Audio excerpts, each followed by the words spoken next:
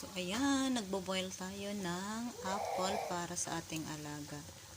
So, mamaya, pag sobrang malambot na siya, tatanggalan natin siya ng balat. So, medyo matigas-tigas pa.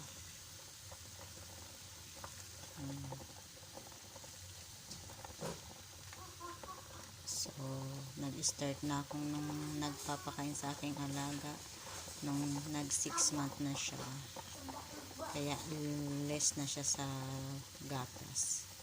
Kasi yung lunch niya, gumagawa ako mga vegetables, boiling vegetable, mix it with rice, like that. Sometimes potato, sweet potato snacks, biscuit, snack, Quaker oats for breakfast.